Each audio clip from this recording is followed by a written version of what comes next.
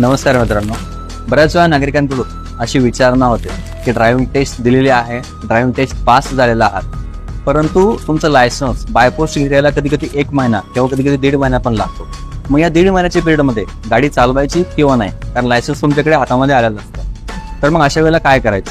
तर एक साधा उपाय यासाठी मी तुम्हाला सांगणार आहे. तुम्ही ड्रायव्हिंग टेस्ट पास झाल्याच्या नंतर पुढच्या 3 ते 4 दिवसामध्ये तुमचं ते ॲप्लिकेशन आमच्याकडून ऑनलाईन सर्व्हरला अप्रूव्ह होत असतं आणि अप्रूव्ह झाल्यानंतर तुम्ही एक फॉर्म भरताना जो मोबाईल नंबर त्या ठिकाणी दिलेला आहे त्या मोबाईलवरती अप्रूव्हचा मेसेज येत असतो आणि त्या मेसेजमध्ये तुम्हाला एक नंबर दिलेला असतो.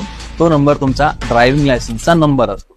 तुम्ही फक्त काय करायचं, तुम्ही तो ड्रायव्हिंग लायसन्सचा नंबर घ्यायचा आहे, तुमचं डिजी लॉकर हे जे गव्हर्नमेंटचं ऑफिशियल ॲप आहे त्या ॲपमध्ये तो फक्त नंबर टाकायचा आहे आणि तुमचं लायसन्स पेश होऊन जाईल. आणि हे लायसन्स डिजी लॉकरमधलं थ्रूआउट इंडिया व्हॅलिड आहे.